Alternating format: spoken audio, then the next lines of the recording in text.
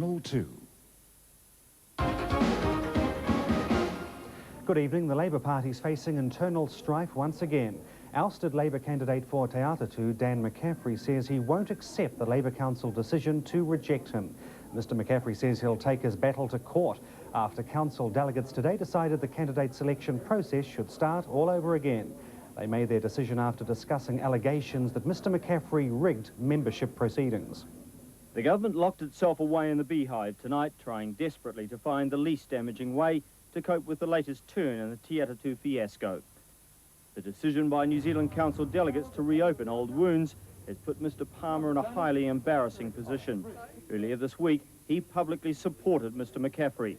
He is the duly elected candidate, and I wish people would stop mounting attacks on him. Today, Mr McCaffrey was threatening court action. Do you accept the Labour Party Council's ruling late this afternoon? Yes or no? I don't think they made a wise decision, and I shall be looking to review it in the courts if that is necessary. But if there is to be a reselection, I think I'm the first person there. Has the Prime Minister expressed to you an opinion about reselection? No. Has the Prime Minister advised you to stand again? The Prime Minister would be happy that I stood again, most certainly. Has he told you that? He has. Overseas now, and the first ever telethon in the Soviet Union has raised millions of dollars for the child victims of Chernobyl, the world's worst nuclear accident. Although the Soviet economy is in dire straits, the people have dug deep to help the ones who have suffered, many they are only now finding out about. These pictures of the emergency operation in the hours following the disaster have never been made public before. Nobody doubts the bravery of these men, but the wider clear-up operation has been increasingly criticized for being inefficient and badly organized. In its 24-hour telethon appeal, Soviet television has been relaying a message from those who live and work in the areas affected by the radiation, the message that they have been ignored. Initial pretense that the situation was under control has led to huge suffering as the effects of radiation plague thousands of people who should have been resettled.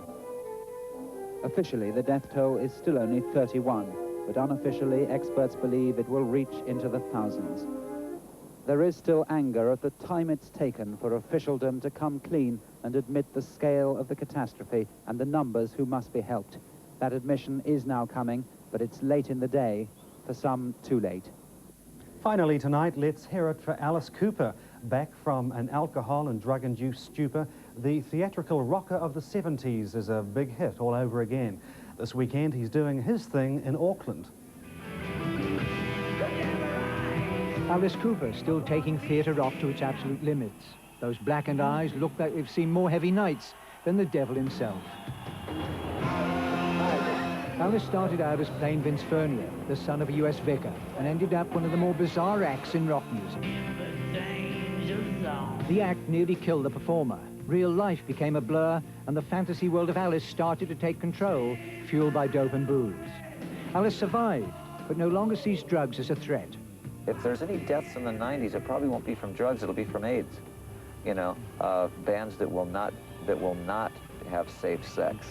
And there will be martyrs. There will be rock and roll sexual martyrs. Alice Cooper, not bad for 44. That's it from News Break tonight. Have a good night.